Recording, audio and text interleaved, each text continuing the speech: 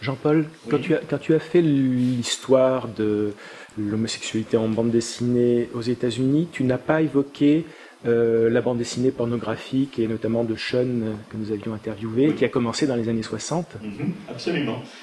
En fait, je dirais qu'aujourd'hui, aux États-Unis, finalement, il y a deux grands courants de bande dessinée gay, qui est un courant plutôt de bande dessinée quotidienne, souvent humoristique, dont font partie les travaux, par exemple, de Tim, hein, mais il y a plein d'autres auteurs comme Rob Kirby, David Kelly, etc., etc. Et puis aussi la bande dessinée porno, qui est importante parce que à une époque, c'était souvent la première avec laquelle les gens entraient en contact. Et puis je dirais aussi que c'est quelque part l'endroit où l'on repousse les limites.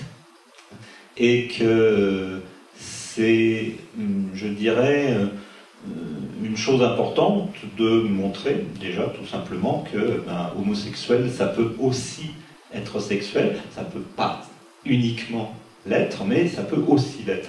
Et que souvent, les combats pour la liberté d'expression aux États-Unis sont combattus justement à propos de bandes dessinées porno ou à propos de séries qui ne sont pas vraiment très très admises dans le grand public, même quand il y a des choses qui deviennent des sujets qui commencent à devenir vaguement respectables.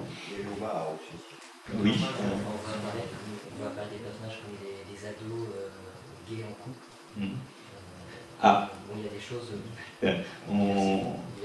So there's new characters that appear like a couple of young gay teenagers, et ça c'était une allusion évidemment à Young Avengers, hein, aux deux personnages de Wiccan et Hulkling dans la série des jeunes Vengeurs, qui sont donc un couple, deux ados gays qui sont en plus en couple.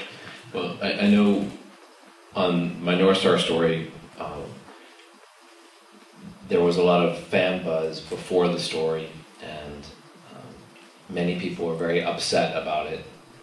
Il y a eu pas mal de bruit de la part des fans avant la publication de son histoire de North Star. And they were insisting that we didn't need to see this side of North Star's life because they never show the romantic entanglements of straight characters. Et en fait, leur argument, c'était qu'on ne voyait jamais les aspects de la vie romantique des personnages qui étaient hétéros. Donc pourquoi devrait-on voir en fait les aspects romantiques de la vie de North Star qui est gay? Which is absolutely absurd because it's presented all the time in every issue.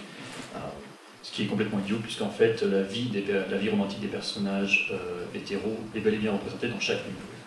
So until this is as easily ignored as these people are ignoring the straight personal lives, then I think it's a very long way to go. Ici, ça devient aussi banal que la présentation de la vie sexuelle des personnes hétérosexuelles. Il y a encore du terrain à faire, du chemin à faire. Voilà, je crois c'est un bon endroit pour terminer cette intervention. Si vous avez d'autres questions à poser aux auteurs, on ne va pas non plus disparaître dans l'éther tout de suite après, mais on le fera, je crois, après. Donc je remercie Patrick, Abby, Tim et Paige de leur participation, et vous pouvez encore donc venir discuter avec nous à la sortie, et puis certains d'entre eux seront encore toute la journée de demain au stand de LGBTBD, donc dans l'espace Nouveau Monde. Merci à vous.